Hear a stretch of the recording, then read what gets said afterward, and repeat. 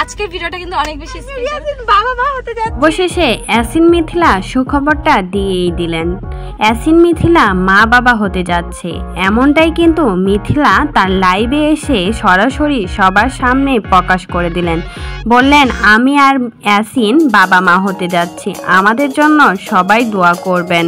এতদিনের তাদের ভক্তরা হয়তোবা খুশি হয়েছে, সবাইকে জানিয়ে দিয়েছেন ইয়াসিন মিথিলা বাবা মা হতে যাচ্ছে।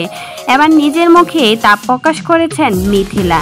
লাইভে এসে বলেছেন, এতদিনের অপেক্ষা শেষ হলো, আমরা দুজন বাবা মা হতে যাচ্ছি, আমাদের জন্য সবাই দোয়া করবেন। এতদিন ধরে তার ভক্তরা খুবই অপেক্ষায় ছিলেন, কতদিন পর তারা বাবা মা হবেন তারই অপেক্ষায় ছিলেন সবাই তো তাদের কমেন্ট বক্সে কমেন্টে ভরিয়ে দিতেন, বলতেন আপনারা কবে বাবা মা হবেন, দেখবো কবে আপনাদের কোলজোরে সন্তান আসবে।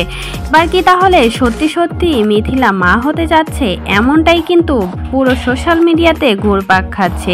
উনি একটা ভিডিও ভাইরাল হয়েছে যেখানে মিথিলাকে নিজের মুখে বলতে শোনা গেছে, আমি আর ইয়াসিন বাবা মা হতে যাচ্ছি, আমাদের কোলজোরে নতুন একটা অতিথি আসছে। এটা কি তাহলে মিথ্যা হবে? কখনোই না। হয়তোবা তারা বাবা মা হতে যাচ্ছে, তাই তো সে নিজেই লাইভে এসে ভিডিওতে এসে বলেছে। তো ইয়াসিন মিথিলা বাবা মা হলে অনেকে হয়তোবা খুশি হবেন, তবে ইয়াসিন মিথিলা নাকি সবসময় রাকিব আর অন্তরাকে কপি করে। কারণ রাকিব অন্তরা যে ড্রেসগুলো পরে, যা কিছু করে, সব কিছুতেই নাকি ইয়াসিন মিথিলা কপি করে। বাংলাদেশের দুই প্রতিদ্বন্দ্বী কাপল হচ্ছে ইয়াসিন মিথিলা, যাদেরকে প্রতিদ্বন্দ্বী হিসেবে সবাই চিনে।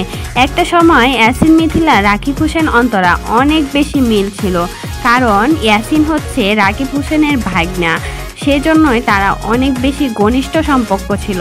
কিন্তু কিছু কারণে তাদের সম্পর্কটা নষ্ট হয়ে যায়, এখন আর ওদেরকে একসাথে দেখা যায় না। তবে সবাই তো বলে ইয়াসিন মিথিলা নাকি অন্তরা আর রাকিব হোসেনকে কপি করে থাকে সব সময়। তাহলে কি এবার অন্তরা তো মা হতে যাচ্ছেন না, ইয়াসিন মিথিলা বাবা মা হতে যাচ্ছে, তাহলে কি এবারও কপি করলো? কি বলেন আপনারা? অবশ্যই কিন্তু কমেন্ট বক্সে কমেন্টে জানাতে ভুলবেন না।